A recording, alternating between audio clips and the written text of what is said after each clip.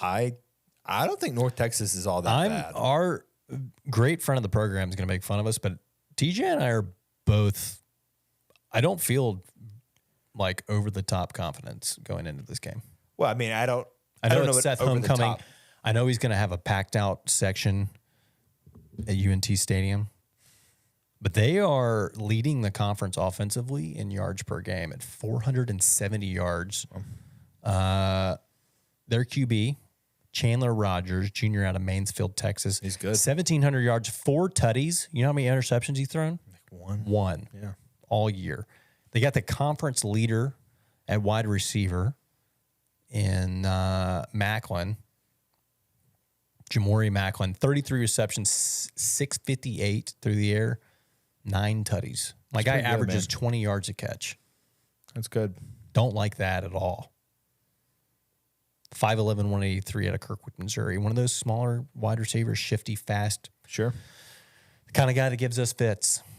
Yeah, I mean, they're a very good offense statistically, right? 290 yards a game through the air, 180 yards a game, which was really about 200 yards on the ground against every team but Cal and Tulane.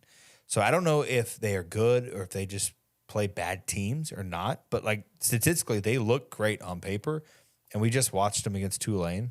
For anyone that, jumped in there, they looked good. Yeah. They moved the ball. I mean, they got down 21-0 early, came back, lost 35-28. They're also third, right behind us by a point in the conference in points per game, 34.6 points a game. They are, so we were talking about Chandler Rogers.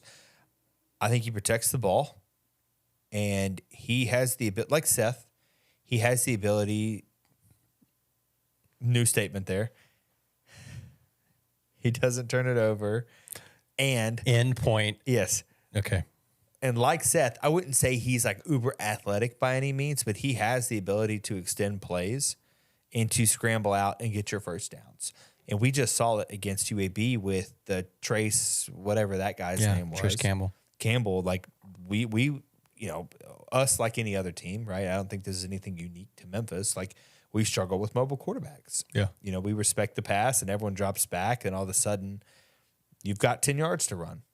So it's going to be interesting to see how we defend him against the ground because again, not a runner, not a track star. Yeah. But, I mean, they put up smart enough. The worry for me offensively is through the air. With Macklin, Sure. Rogers not throwing picks.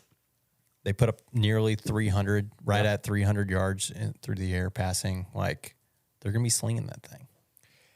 Yeah, I think, and they run it a lot too. Like, I know we're sitting here talking about the pass, but they run it an awful lot. Like, they are at their wide receiver's not bad. What's his name? The wide receiver? The running back. Like we just talked about it. I can't say that guy's name. I'm going to be honest with you. Ayo Adayi. Yeah. I actually... Small kid, 5'7". I follow... Sano is the guy's name with the Mean Green Show. He covers North Texas. And so I kind of get like an insight towards UNT. It just kind of helps me prepare for how we talk about the games and stuff like that. And the offense does not seem to be their concern. It's clearly the defense. Well, I mean, they're putting up yards and points. Yeah, it's clearly the defense. If we come out like the first half at UAB, I don't know that. I mean, you're going to get yourself in a shootout. Let's be real, though. They ain't played nobody. North Texas hasn't played anybody. Cal's not bad. They just And played they got Tulane. smashed played- by Cal. I understand, but they also, you said they haven't played anybody. I'm just letting you know that's not true. They played Tulane, played them pretty close. I think Tulane is a very beatable team, but they also didn't ask Pratt to do much in that game. I think he threw it like, I'm making up the number off the top of my head, 20 times. Like it wasn't like he was out there having he to was sling it around. 15 of 21 for 194 and 3 tutties. Exactly. Like they weren't asking him to do a ton. Hughes had 20 carries, 120 on the ground. So For Rogers, 35 of 51 for 345 and 2 tuds. yeah, we were talking about that 9-yard play or drives. That's a team that's going to spread it out as much as possible and use the pass to just kill the clock. 50 passing attempts makes me want to throw up. Yeah, I mean, look, I think he's good, and again, I think that you look at the team. I think they were 2 or 3 win team. 3-win team. They're Maybe 3-4. Yeah, 3-win team, and you're saying like, what are you talking about? They're good. They're obviously not good. They've lost to every Look, good team good they've is played. an overstatement. I'm just saying on the road, we come out defensively. They can put up yards and they can put up points. Yeah, they put up points, and we I don't think this is our something you want defense to get into a shootout with. exactly, and that's what every game is. I think they are wanting to get into a shootout. They run a 3-3-5, so I'm expecting to get another heavy dose of Blake Watson. And this, to the point of defensively, they put up a lot of yards, but they also give up a lot. Sure. They give up 460 a game, which is near last in the conference. Give up 35 points a game, I think. So you should be able to, your offense should be able to take advantage of that, their defense. And it should be a Blake Watson. I mean, Blake Watson should be listed again on Big Game Boomers' top running backs of the week. Yeah, and I think again 3-3-5. BT should be coming in there in the goal line situation. He should have 3 tutties on the ground. Yeah, it sets up for the run to be good. It explains why teams are able to run all over them. It's 3-3-5. It's set to favor the pass. In passing in the studio, we're the On the Bluff guys talking about how the line has improved, and I don't think that they're wrong.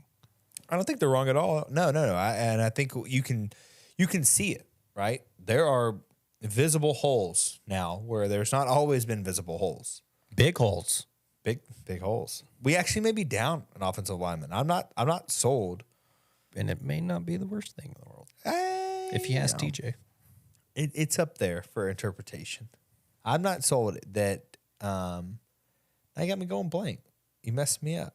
Jonah. I'm not sold Jonah's playing. There's been some things put out there in the whole social media world that would lead one to believe that. I don't know. You heard it here first if it's true, but I don't know how much it really matters, honestly. I think McLean did fine when he stepped in. Yeah, I mean, I noticed there was no drop-off at all.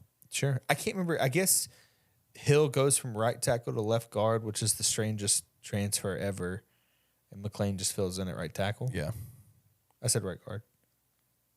From right tackle to left guard, Hill comes in at right tackle. Yeah.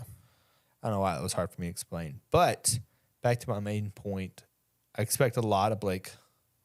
Heavy dosage of Watson. Maybe our first back-to-back 100-yard rushers since... Do you think with Seth going home that they try to, get him to have a game? No, I don't think they care.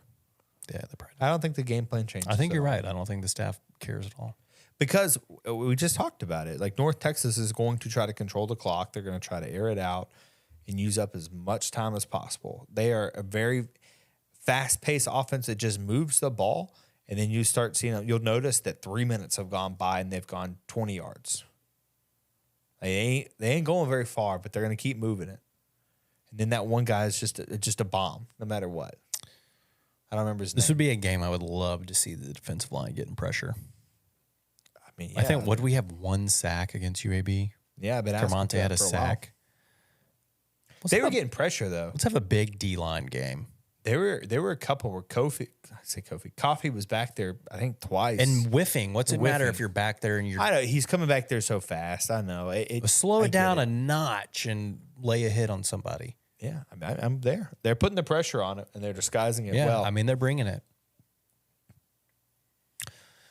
Anything we should be worried about with that defensively? You think we're good? Us defensively or them? Yeah, us defensively. I mean, I am worried about their passing attack for sure. FPI gives us an 80% chance to win on the road. The line opened at 8. I think it's at 7.5. 2:00 ESPN Plus.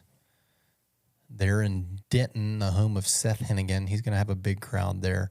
Capacity of 30,000, over under of 68. Seems like a lot of points, but I get it, though. Both these teams put up points, Timothy. That's what I was saying. Both of them put up points. But you also just had Big Tiger D shut down a team. I think it's 35 and 34 points, respectively, they put up. Yeah. The over seems pretty safe. If they hit their average, it's over. Yeah. I don't know. Do you think UNT is better than UAB? Because that's... Offensively, yes. We didn't get...